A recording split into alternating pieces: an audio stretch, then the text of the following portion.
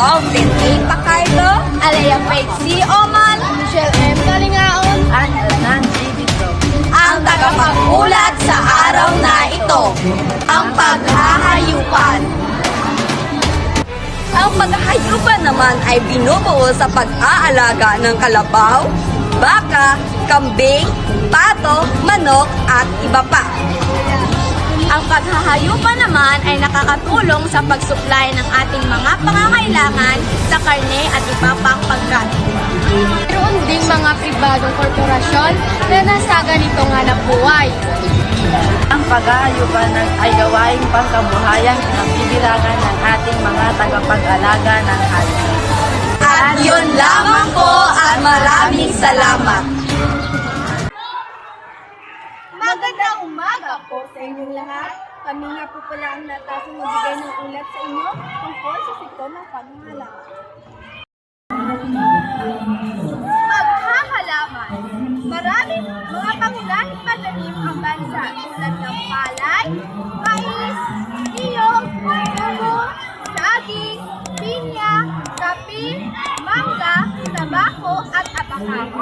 Ang mga pananim na ito ay karaniwang kinukonsumo sa loob at labas ng bansa.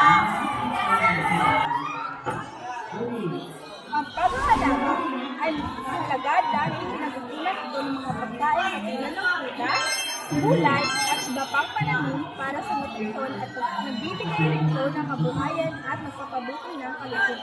Ito rin ay namumukod ng kasipagan at igat ng mga Ako nga po pala si Banganta Pancho at ako naman si Justin Solas at dito nagtatapos ang aming ulat. Maraming salamat!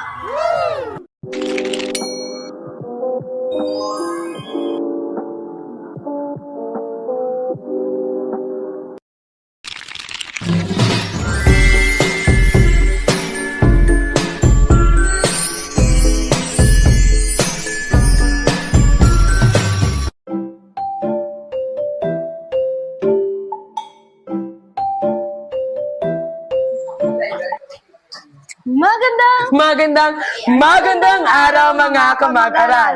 Isang masiglang pabati sa inyo sa umagang ito. Binabati din namin ang ating guro sa Araling Panlipunan, Sir Jose Esponga Jr., na patuloy na gumagabay sa atin. At alam niyo bang mga kaklase, may 4 na sektor ng agrikultura. At isa dito ang aming itatalakay sa inyo ngayong araw. At ito ang pangingisda. Ang pangingisda ay tinuturing ang Pilipinas bilang isa sa mga pinakamalaking taga-tustos ng isda sa buong mundo.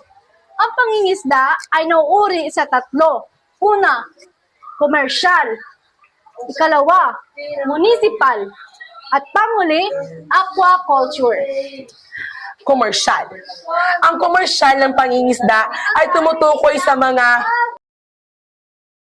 pangingisdang gumagamit ng mga bangka na may kapasidad na higit sa 3 tonelada para sa mga gawaing pangkalakalan. Ikalawa, municipal ay nagaganap sa loob ng 15 kilometro sakop ng munisipyo at gumagamit ng bangka na may kapasidad na 3 tonelada. Aquacultural ay tumutukoy sa pag-aalaga at paglinang ng mga isda at iba pang uri nito mula sa iba't ibang uri ng tubig, pang-iisdaan. Meron itong halimbawa ang uri ng tubig. Una, fresh, tabang. Pangatlo, brackish, malat-alat. At pang-4, marine, ang maalat. Sa pagtatapos ng aming ulat ngayong araw, nais namin pakilala ang aming sarili sa inyong lahat. Ako nga pala si Mark Jomar A. Mahinay Jr. At ako naman po si Blas P. Islabon. At kami ay isa sa mga tagapag-ulat ngayong araw. Salamat sa pakikinig mga kaklase. At yun lang po.